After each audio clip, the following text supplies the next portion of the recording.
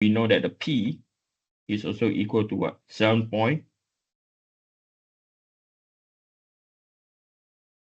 And by looking at the direction, it's also going to induce a compression. Okay. Now, the next thing that we're going to do is if we were to focus on the right-hand side, and I want you to look at the moment vector. So if we were to consider the right-hand side now, you can see how I draw the diagram, right? One is left, one is right. So now we have our what? We have our by. Now watch the moment. The moment is in this direction. And this is what both of them, I know I sound like an old tape recorder. This is where we have what? This direction is what we call positive bending moment.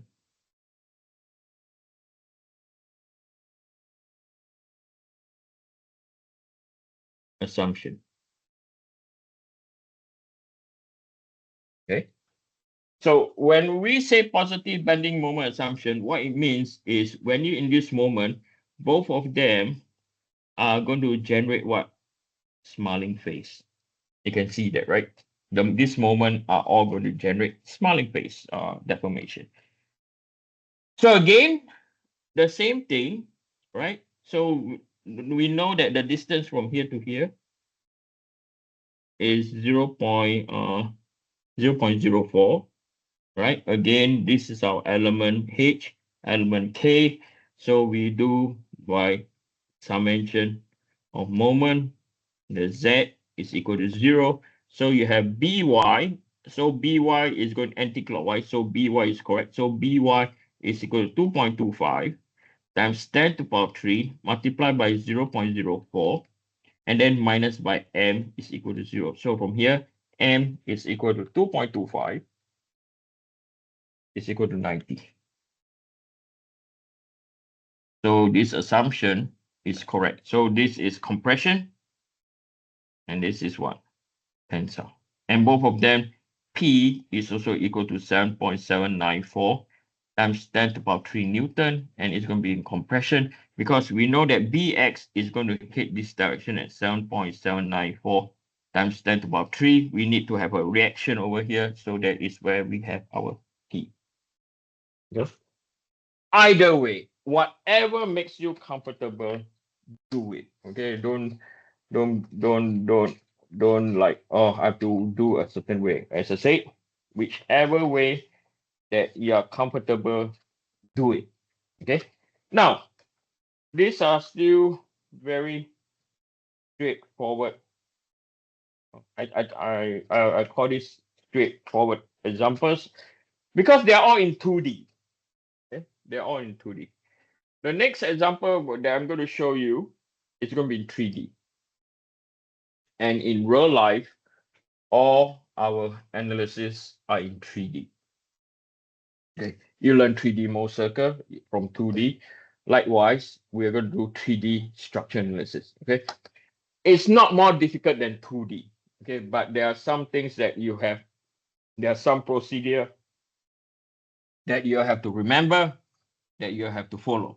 Okay, so let's start with this example. We're going to do this example first, then we do the more difficult one. Okay, right. Before going on, I think calculating the stresses, you guys should be okay. Okay, so I'm going to look at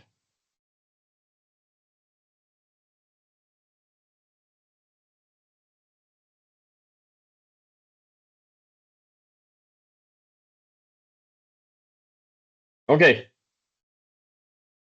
So example number 3. I'm going to set a new rule later on, and I'll tell you what it is.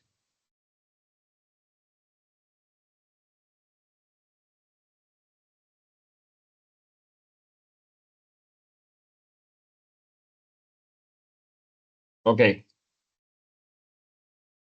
So this is example number 3. Okay. You have a structure and the way it speaks. Okay.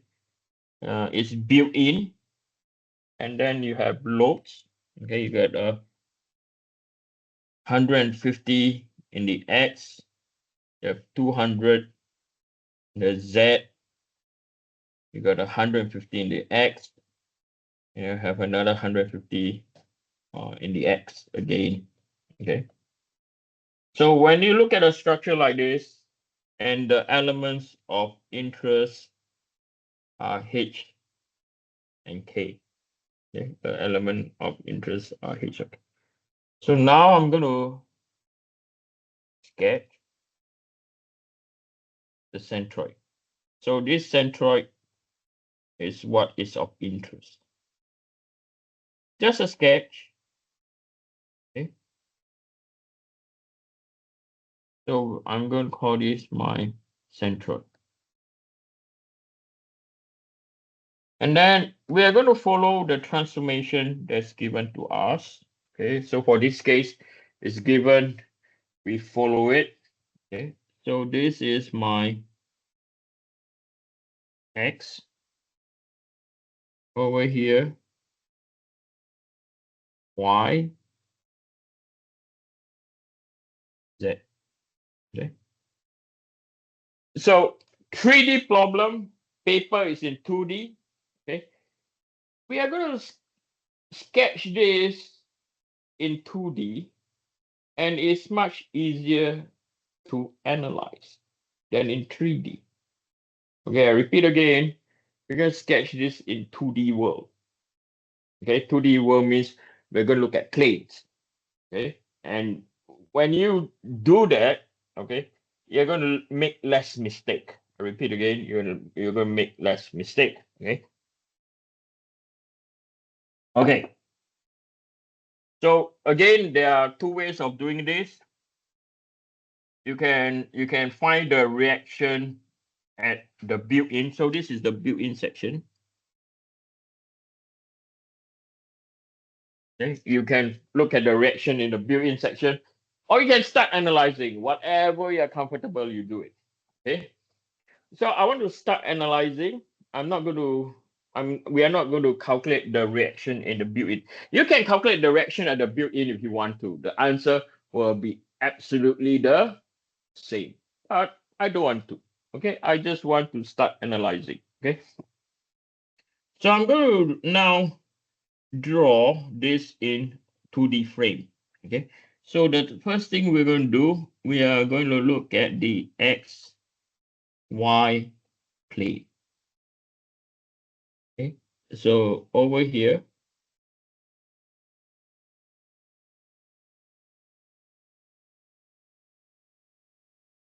that is our XY plane.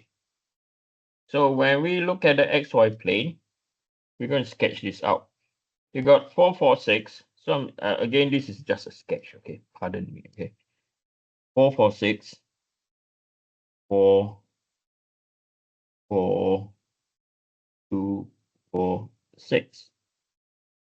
Okay, a very simple sketch. Okay, and then you have a 10 going up. Okay, just a sketch. 2, 4, 6, 8, 10. Okay. And the most important thing now is you have to sketch the centroid. This is the centroid, the center of interest. Now the centroid is relative to the element. Okay. So this is your element H. And over here, this is your element K. All right, so now you can see. Then we are going to sketch in our forces. So this is 150 pounds, right? This is coming in as a dot at 200 pounds, right? Over here, we have a force down here at 150 pounds, right? And over here, we have 50 pounds. Okay. And then we have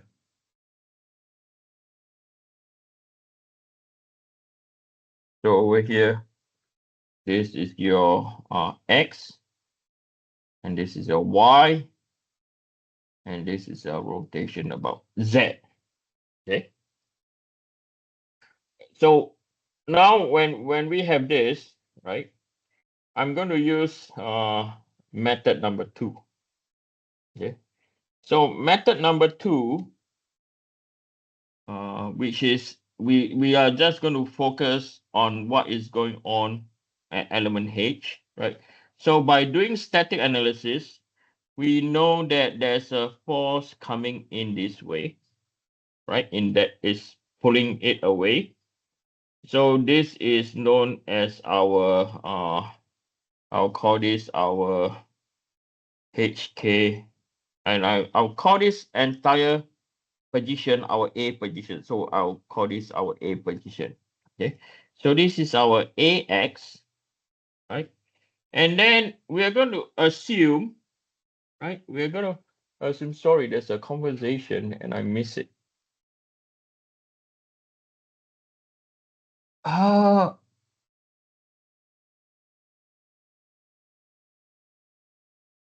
oh my. H, how do what? Oma, what do you mean Hodu Sorry. YK? So, like when we do our orientation, right? When you're doing the XY plane, you have the rotation in Z going counterclockwise, Yep.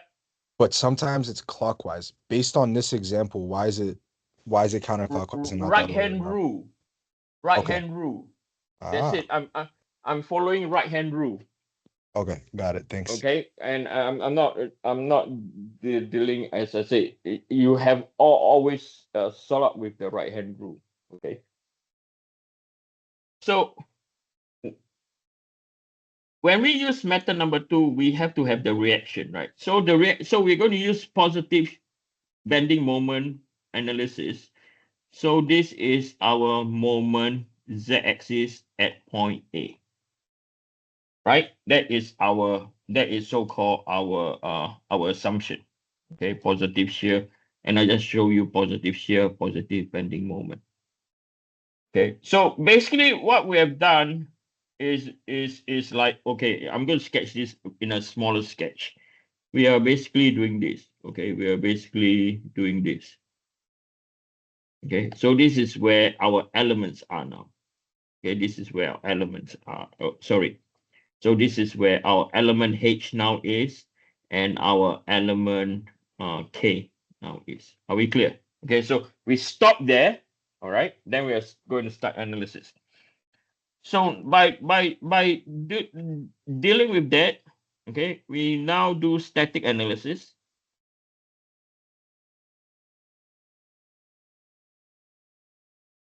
Right? So we know that summation of forces in the x direction is equal to 0. So we have minus AX plus by 150 is equal to 0. AX is equal to 150. Okay, so the assumed direction is correct. So it's going on the left-hand side, and we know that it's going to generate a what? A tensor. Okay, so this is by using static analysis. Okay, then the next thing that we're going to do now, we don't do anything about the 150 or 50 because we are doing analysis in the x direction.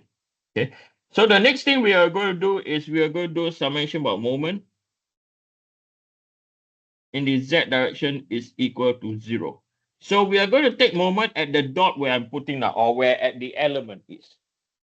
Okay, where at the element is. So where the at the element is, right? We know that it's going, so moment about z is going clockwise for now, right? Okay. And then the 150 is parallel to the what? To the centroid, And when it's parallel to the centroid, what do we say? We take the perpendicular distance from here to the centroid. And the centroid now is what? 10 inches. And the direction is the same. So this is equal to minus 150 times by 10. The whole thing is equal to 0. So minus mz is equal to 1500, right, pound inch. When it's minus, means the assumed direction is wrong. So the correct direction is coming down. So you have to cancel this. So this is your mz at point A now. So mz at point A will be equal to 1500 pound inch, and it's coming down, or you can say that it's coming down in this direction. Okay. Now, if you use method number 1, right, you use visualization. Okay. You know that the 150 is here, the 10 inches is here. So you know, you can also say that, hey,